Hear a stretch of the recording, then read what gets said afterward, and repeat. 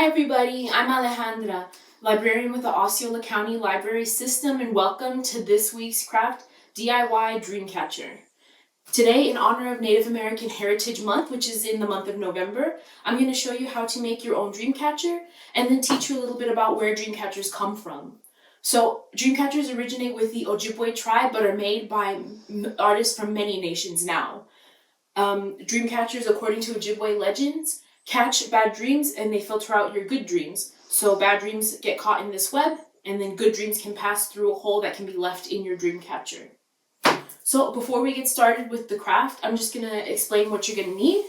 You'll need some kind of ring. You can use a metal or a wooden ring, and I would suggest using quite a small one. Some suede cord. You can use some faux suede. I also have some cotton twine here for the inner weave. I have some feathers, some twine, some other type of twine here, some jute twine as well. And then just an assortment of beads is optional if you wanted to decorate it. And then obviously a pair of scissors. So we can go ahead and get started. So I'm going to go ahead and start by raveling my suede cord around my ring. So traditionally, the Ojibwe tribe in the past actually made this out of sinew. That's what they would use to make the weave. They would use some branches to create a wooden frame, which is very interesting. Of course, a modern interpretation is quite different. Okay, and then you're just going to keep raveling that around completely, making sure that it stays nice and straight.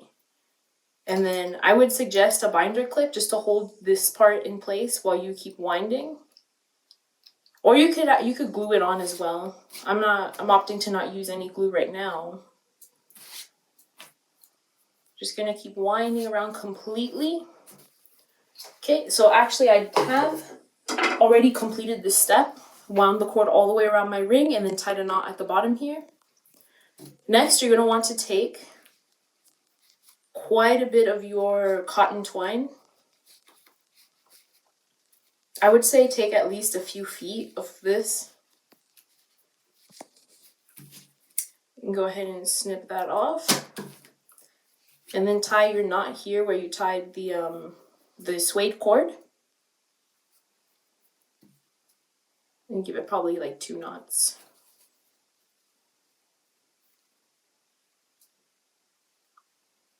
Okay, and then traditionally the weave should have 8 points to represent the 8 legs of a spider.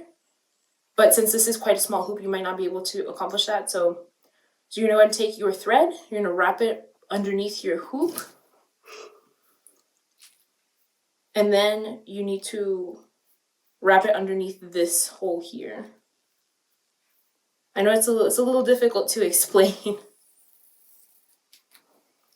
And then pull it. And then we have our first round. So again, I'm going to go under my hoop. I'm going to bring all my string there. And then pull it out through this hole here. And then pull it a little bit. You don't need to pull it too tight. Otherwise, if you're using a wooden frame, you might kind of warp the wood. So again, underneath, we'll pull our string through. And then underneath here as well. And we'll pull our string through. And then you're pretty much just going to keep repeating that.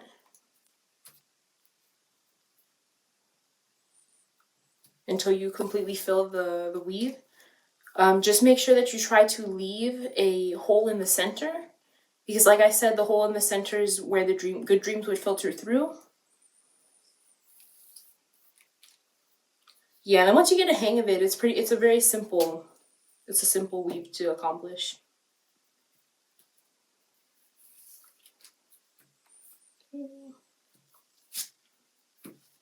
Again, through the hoop and then through the hole.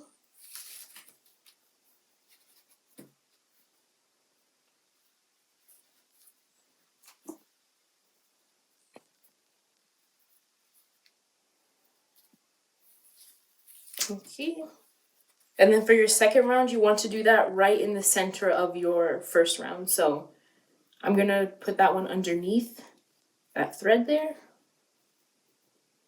Oops. Let's try that again. Put that underneath. Pull it through. And then put that in this hole here.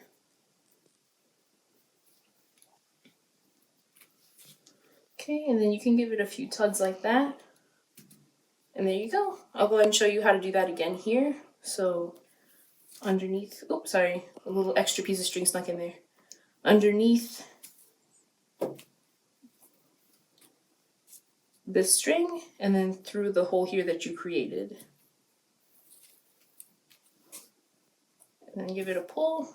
And then you're gonna do that completely all the way around until you fill it. So again, I have already completed this step. I filled it. Actually, I probably should have left the hole a little bit bigger here, and then I put some beads. So traditionally, you would have the feather hanging off of the center here, but more modern interpretations have them hanging from here. So this is where you can go ahead and get creative. I'm just going to grab some of my cord here. And you can braid the cord, you can add some beads, you can really do a lot. Add your feathers at the end.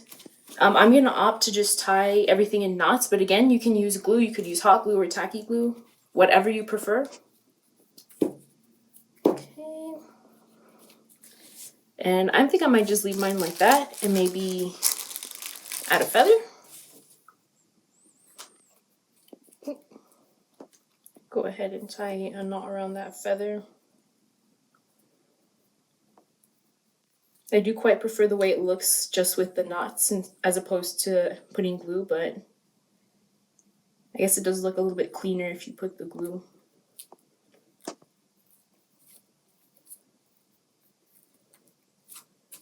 And then you can go ahead and just do several strands of different kinds of cord. As you can see, I have it braided here, I have some beads here. So it's really up to you. And then that should be your finished project. As a reminder, our next Crafty Live program is going to be on the 18th, and that's going to be our crochet corner. So if you're a veteran to crochet, if you're a beginner, go ahead and join us and we can share some tips. Thanks so much for joining me today. Make sure you check out osceolalibrary.org for more information about our virtual programs and services. Thanks so much, guys. See you next time.